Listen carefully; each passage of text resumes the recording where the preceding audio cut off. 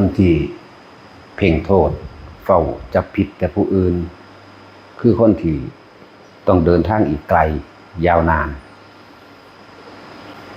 แล้วก็ดีบริบทถึงจุดหมายจำไว้โรเดอร์คนที่เพ่งโทษจับผิดผู้อื่นต้องเดินทางอีกยาวไกลและนานแสนนานส่วนคนที่เพ่งโทษจับผิดตัวเองเนี่ยเป็นคนที่เดินทางสั้นๆแล้วก็อาจจะถึงจุดหมายในปัจจุบันนี้ด้วยนะเกิดยังขึ้นกับสร้างเฮาจะไปเพ่งโทษผู้นั้นผู้นี้ว่าผู้นั้นเฮ็ดผิดผู้นั้นเฮ็ดถูกอันนั้นเป็นแบบนั้นนี่เป็นแบบนี้มันสิเฮ็ดให้เฮานั้นไปพยายามจัดการแต่ผู้อื่นแต่ว่าบ่จัดการความคิดเจ้าของเองซึ่งเป็นตัวก่อเหตุคือใจหรือความคิดของเฮาเองกับสัญญาที่เฮาให้เขาอยากเป็นแบบนั้นอยากให้เขาเป็นแบบนี้ให้เขาเว้าแบบนี้ให้ทำแบบนี้ให้ถูกใจตัวเองทั้งเบิดนั่นแหละเลยเ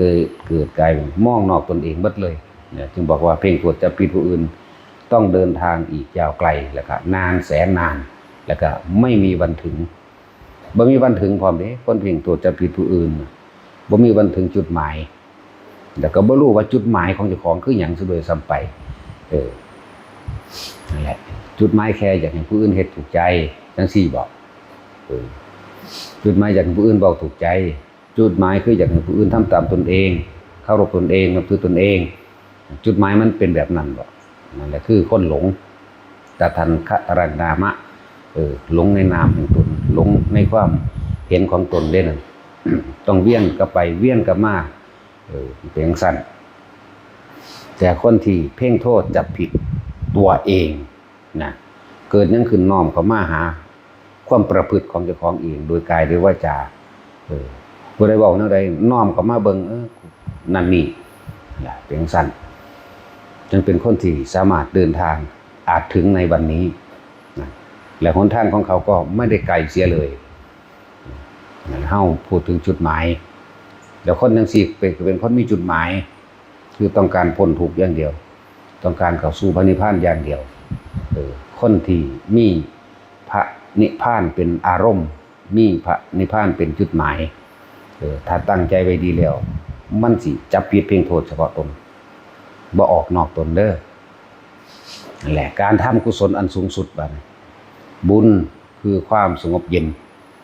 กุศลแปลว่าความฉลาดบ่ว่าสิเป็นการให้ทานอิหยังก็แล้วแต่จงให้ด้วยความสงบเย็น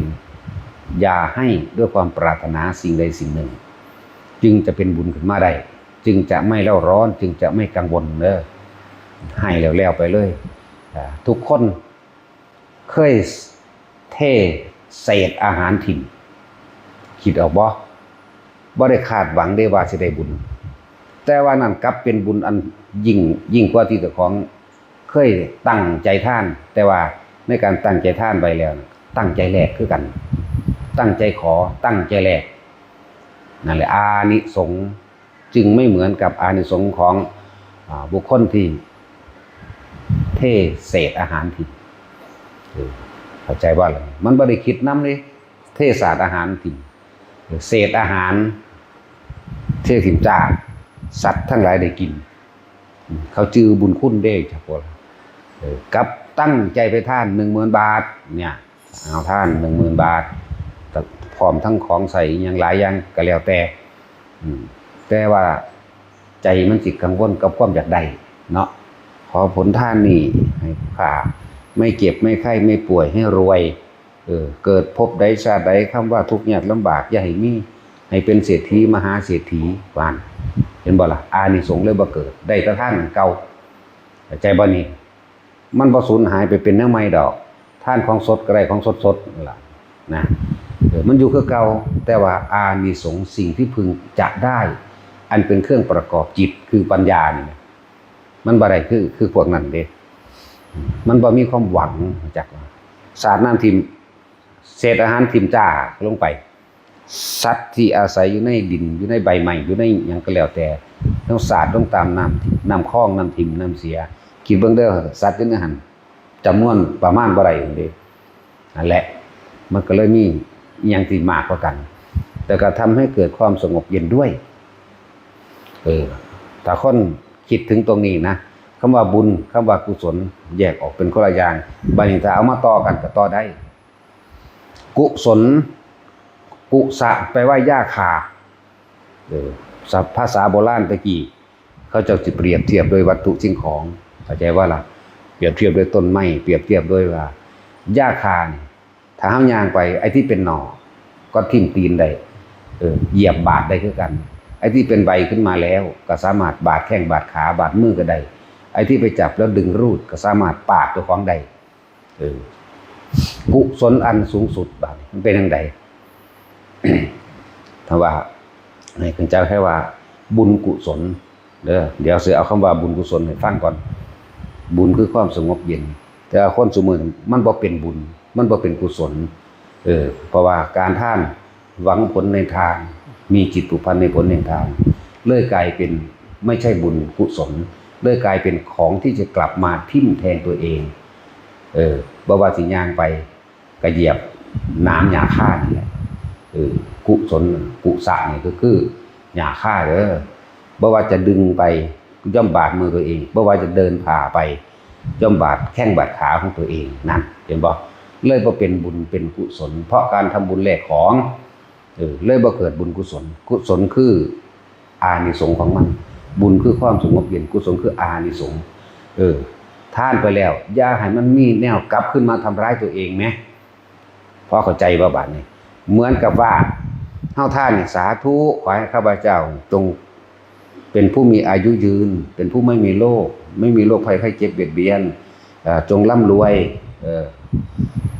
เกิดพบใดชาติใดนี่แต่ข้าพเจ้านี่จงเป็นผู้มีทรัพย์สมบัติมากมียศถามรศักดิ์มีตำแหน่งเนี่ยปัญญาไล่ไปถึงลูกเต้าเราหลานพร้อมให้ลูกหลานผู้ฆ่าปลอดภัยอันตรายให้สอบได้เป็นเจ้าเป็นนายให้เป็นนั่นให้เป็นนี่นั่นแหละเรียกว่าสิ่งนั้นจะกลับคืนมาทำลายตัวเองเพิ่นจึงเปรียบคำว่ากุศลนั้นคือหญ้าคาแม้เดินไปก็เหยียบน้ำทิ่มตำที่เท้าตัวเองเหมือนเดิมคือจากสิ่งที่ตัวเองกระทำไปนั่นแหละที่เข้าใจว่าเป็นบุญเป็นกุศลแม้นดึงเห็นว่าลูกเต้าเราหลานพวกเจ้าล่ะดึงจากว่าล่ะหมายถึงโตเฮาเองเนี่ยล่ะดึงก็เลยเกี่ยวพันผูกพันข้องกันบาดมือบาดแข้งบาดขาไปมาไม่สะดวกจึงเรียกว่าไม่เป็นบุญไม่เป็นกุศลนั่นแหละตะกี้มันบ่แม่นมีภาษาสละสลวยคนตะกี้เป็นคนซื่อแต่ซื่อคนก็ต่อหน้าโหลดซื่อคนก็ดีบ่ได้มี3คำ4คำแบบนี้เด้นั่นแหละเขาเจ้าเลยเทียบอหยังที่มันเป็นความซื่อสัตย์ตะกี้เปรียบเทียบง่ายๆเฮาย่างตะกี้เขาเจ้าบ่มีเกิบเนาะบ่มีเกิบบ่มีอีหยังบ่มีบูทนะย่างไปในค่าป้าหน้าค่านี่ก็เลยต้องระวังต่อหญ้าค่าเห็นบ่แหลมเด้เสียบได้เด้บาดนี้ตัวซ้ำใดซ้ำหนึ่งกับบาดเท่าใดคือกันถ้ามือไปดึงลาวจังซี่ก็ปาดเท่าใดคือกันตามแขนตามแข้งตามขานั่นแหละเพิ่นถือว่าทำบุญให้มันเป็นบุญจริงๆมันเป็นกุศลจริงๆซุมื้อนี้มันบ่เป็นกุศลจริงนะทำไปแล้วก็ยังต้องการไปรับผลแห่งทานของตนเห็นบ่นี่ไปรับผลก็เลยกลับขึ้นมาทิ่มแทงตนเองเหมือนเดิมเดินฝ่าไปตามหนามเดินฝ่าไปตามสิ่งที่เป็นของมีคมบาดแข้งบาดขาบาดตีนบาดมือนะก้มลงบ่ดีแทงตาเจ้าของพร้อมนี่เป็นความจริงเด้แต่การใช้ชีวิตที่เฮากลับมาเกิดมารับเอาผลบุญที่เจ้าของสร้างไว้อธิษฐานไว้นั่นแหละข้องคาบ่เกี่ยวข้องกับของคือเก่าบาดเจ้าของทิ่มแทงเจ้าของจังซั่นแล้วเพิ่นจึงว่าการให้ทานให้ทิมโดยไม่ดังไว้การให้ทานกันก็เป็นบุญใดเป็นกุศลใดไปฉะนั้นเฮาเวลาเฮาให้ทานอย่าหวังผลในทานอย่ามีจิตผูกพันในผลแห่งทานอย่าทานแหละของจึงจะเรียกว่าบุญกุศลอันเกิดจากการให้ทานนี่เดี๋ยวผู้ใดที่ทำบุญกุศลอันเกิดจากการให้ทานนี่ไม่มีจิตที่ข้องเกี่ยวไม่มีจิตผูกพันในผลแห่งทานทานอันนี้มีอานิสงส์ทำให้จิตขณะนั้นเป็นอุเบกขาได้คนอยากได้เลยมีความคิดจิตไปติด กับสิ่งที่ตัวเองอยากได้อยากดำอยากรวยอยากเป็นเจ้าเป็นนายเป็นกษัตริย์มหากษัตริย์แม้กระทั่งว่าอยากไปพบพระพุทธเจ้าองค์หน้ากระชังศรีอริยะเมตไตรว่าไปพุ่นดิคอยยังว่าเมืองแก้วแค่บ่วงบานนี่ยังเพิ่นนั่นแหละนั่นแหละจังสั่นคือว่าที่จริงแต่เฮาทำดีที่สุดแล้วมันไปเองโดยบ่ต้องอยากไปมันถึงเองโดยบ่ต้องอยากถึงเข้าใจบ่ว่าภายในพานกระชังมันเป็นของมันเองเพราะว่ามันบ่มีความอยากไม่มีเครื่องรั้งบ่มีกุศลบ่มีกุศลเข้ามาจากว่าฉะนั้นสูงสุดคือการทิ้งกุศลสูงสุดเลยคือไม่เอานี่เห็นบ่ล่ะเนี่ยสูงสุดละบาดนี่แหละกุศลอันสูงสุดคือไม่เอาทั้งบุญไม่เอาทั้งกุศลจึงเรียกว่าต้องทิ้งกุศลออกพร้อมเห็นบ่ล่ะเฮ็ดซื่อๆทานเฉยๆเลยบ่อย่างสั้นให้ก็ให้ซื่อๆบ่ได้มีหยังให้ซื่อลือเลยบ่มีคำคิดต่อไปอีกเลยนี่แหมเนี่ยจังว่าทุกคนเข้าใจดีๆเป็นหยังพระพุทธเจ้าเพิ่นบอกว่าเศษอาหารที่เราเทสาดเสียทิ้งเสียยังเป็นกุศลให้แก่พวกเธอยิ่งกว่าที่พวกเธอทานทั้งหลายแล้วหวังผลในทานมีจิตผูกพันในผลแห่งทานนั่นแม่นบ่ละบาดมันกลับมากินของเก่าอยู่นี่แหมกลับมาบาดต่อของเองมาทิ่มแท่งกับของเองดีบ่ดีลงไปต่ำไปเลยก็ยังมีนะธรรมดาบ่นั่นแหละนี่คือความหมายของที่เพิ่นบอกว่าอย่าหวังผลในทานอย่ามีจิตผูกพันในผลแห่งทานทำบุญนั่นก็ขอให้ทำบุญเกิดความสงบเย็นจริงๆเถอะกุศลนั่นคือความฉลาดเด้คำว่ากุศลบัดนี้อย่ากลับมาอย่ากลับมาเพื่อให้ตอหญ้าค่าอันนี้มันทิ่มแทงอย่ากลับมาเพื่อให้ใบหญ้าค่านี่มันบาดแทงบาดขาเจ้าของทิ่มตาเจ้าของอีกเพิ่นเอิ้นว่าบุญกุศลบัดนี้มาแปลเลยคือเอิ้นว่าฉลาดแต่เพิ่นเอาหญ้าค่ามาเทียบอย่างสั้นทุกคนเข้าใจเหมือนกันกับทุกคน ตราบใดที่ว่าคนเฮาที่รักตนเสมอด้วยผู้อื่นและผู้อื่นเสมอด้วยตนบ่ได้หวังผลอีหยังจากบุคคลทั้งใดซุมื้อนี้คนมันบ่ได้ฮักกันโดยว่าบ่มีผลตอบแทนดอกยากเนาะคือกันนั่นแหละกับท่านถิ่นท่านไปเลยบ่ต้องคิดหยังการช่วยเหลือบุคคลผู้อื่นของเฮาซุมื้อนี้มีแต่ว่าเพื่อผลประโยชน์อย่างใดอย่างหนึ่งเนาะมันบ่ได้แม่นบุญกุศลพอนี่เห็นบ่การช่วยเหลือบุคคลผู้อื่นก็เลยกลับมาทิ่มแท่งเจ้าของเคยซอยเหลือเขาถ้าเขาว่าบ่ดีศูนย์ล่ะเครียดล่ะแสดงว่ามันหวังผลนี่เลยเทียบเอาเด้อไปก็ดีพวกเจ้าทำเพื่อผู้อื่นจริงๆบ่รักผู้อื่นจริงไหมเห็นมั้ยส่วนมากมันนั่นน่ะรักตนเองนั่นแหละนั่นบ่ล่ะมันจังทำเพื่อผู้อื่นแบบลักษณะว่ามีการหวังผลตอบแทนดิแต่ลองเบิ่งเด้อทานเขาไปเฮ็ดถือใจเจ้าของน่ะศูนย์ให้เขาโลดท่วงบุญคุณทันทีโลดถ้าบ่มีกูมึงบ่ได้มาฮอดมื้อนี้ดอกโลดแล้วมันสิเป็นทางสั้นเด้นะฉะนั้นจึงบอกว่าน้อมเขามาหาเจ้าของเองเบิดทุกอย่างเด้อเฮาทำเพื่อละอัตตาตัวตนจริงบ่หวังผลอีหยังจริงบ่นั่นแหละคือบ่ต้องหวังหยังเลยคนที่ท่านไม่หวังผลตอบแทนไม่หวังผลไม่มีจิตพันในผลแห่งทานนี่ความอยากได้ก็บ่มีช่วยเหลือผู้อื่นบ่ว่าจะด้วยวัตถุสิ่งของการแนะนำศึกษาหรือให้ความสะดวกหลายอย่างจังซี่ก็บ่ได้ไปหวังหยังเลยนะแม้นิพพานมันบ่อยากไปมันก็ไปดอกเข้าใจบ่ล่ะเนี่ยมันบ่อยากไปมันก็ไปดอกคือคนย่างน่ะบ่อยากถึงมันก็ถึงเด้ย่างไปเรื่อยๆบ่ได้สนใจกับไผบ่ได้ว่าไผสิว่ากูดีไผสิว่ากูเลวไม่สนเดินตามทางไปแม้นมันอยากถึงก็ถึงจักบ่ล่ะเพียงสั้นก็ชื่อเพิ่นเปรียบเทียบไว้เอามะพร้าวมาคั่นกะทิกูบ่ได้คั่นกะทิจักเอามือซ้าวจำเด่นน่ะเด่นป้ายลงไปน้ำกะทิมันออกมาบ่ได้อยากได้น้ำกะทิเด้มันคือมีน้ำกะทิเอาบ่ได้คั่นกะทิแต่ว่ากูคั่นมะพร้าวนี่ที่เขาขูดดีแล้วสมัยตะกี้ก็มีเด้อหางกระต่ายขูดมะพร้าวทุกทีเพิ่นไปเห็นนั่นแล้วเพิ่นจับมาเป็นธรรมะเบิดเด้พุทธเจ้าเห็นเขาขูดมะพร้าวงอกๆอยู่นั่นน่ะแล้วเพิ่นก็จับขึ้นไปเทศเฉยเห็นบ่ล่ะขูดมะพร้าวเปรียบดังว่าสตรีนางหนึ่งนั่นแหละเอามะพร้าวที่ขูดเก่าดีแล้วนั่นมาทิ้งไว้ชาม เขาก็ขันไปของเขาเองแต่เขาไม่รู้หรอกว่าการที่ทำบ่อยๆขย้ำบ่อยๆจะเกิดเป็นน้ำกะทิขึ้นมาถึงเขาจะไม่อยากได้น้ำกะทิตรงนั้นก็ยังเป็นน้ำกะทินี่ไหมแล้วเพิ่นเลี้ยวเห็นยังเพิ่นน้องว่าเป็นธรรมะเบิดเด้พุทธเจ้ายังสั่นแหละจังว่าพวกเฮาน้อมเฮาเบิ่งเจ้าของเด้อสละให้มันขาดอีหยังก็เลยท่านก็บ่อยากได้หยังเฮ็ดซอยเหลือไผกูก็บ่อยากได้หยังเห็นมั้ยแม่นบ่อยากถึงมันก็ถึงดอกอันนี้จังสั่นว่าหาตะว่าตั้งไปก็ได้ดอกเฮ็ดไปซื่อๆมันไปถึงดอกว่าจังสั่นแหละใช่พวกเฮาน่ะน้อมเข้ามาเบิ่งเจ้าของจะต้องไปเบิ่งผู้อื่นดอกการตำหนิติเตียนบุคคลผู้อื่นนั่นน่ะล้วนแล้วแต่เป็นโทษแก่ตนทั้งเบิดนั่นแหละ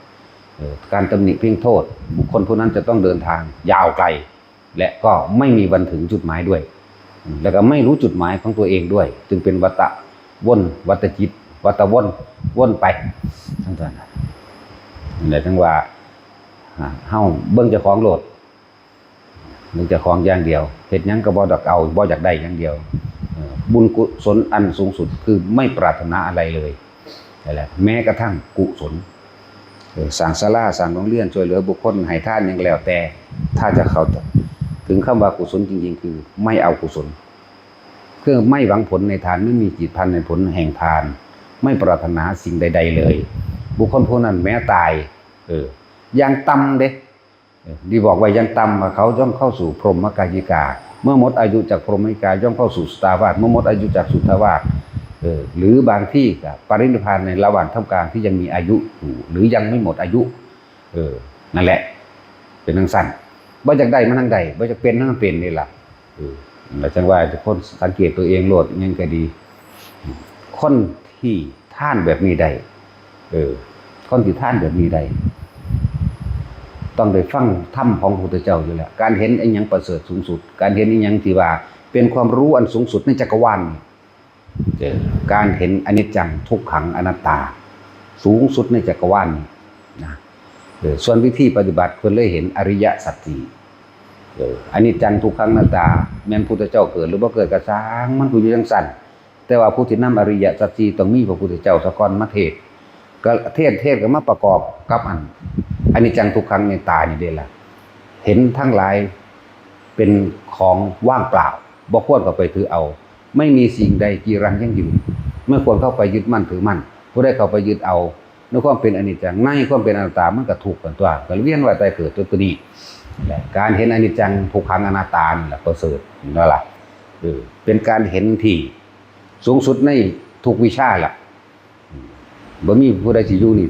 ได้นานเด้นี่ดีบ่อยู่ตายเดี๋ยวนี้ก็มีเด้เนาะ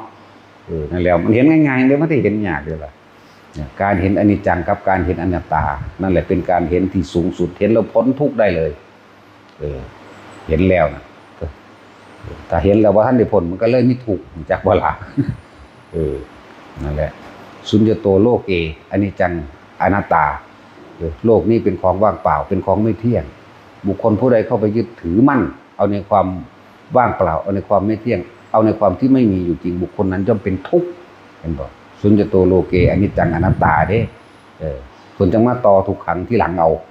จากเวลาแหละบ่ค่อยมีผู้ใดเว้าดอกคำจังซี่บ่ค่อยชิน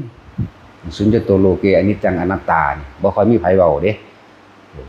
ทั้งที่เฮาก็เว้ากันอยู่สู่เฮือนี่แหละหังบ่เว้าบาลีเข้าใจว่าล่ะอีหยังก็ตายเบิดแหละสูเกิดดับทั้งนั้นแหละอย่าไปคิดมากปล่อยวางนั่นมันก็เว้าอยู่ได้ล่ะแต่ว่าบ่เข้าถึงแค่ก็ล่ะว่ากระแทกแดกดันกันซื่อๆดอกหนักก็เก่าอีกเป็นสั่นเอาละพอ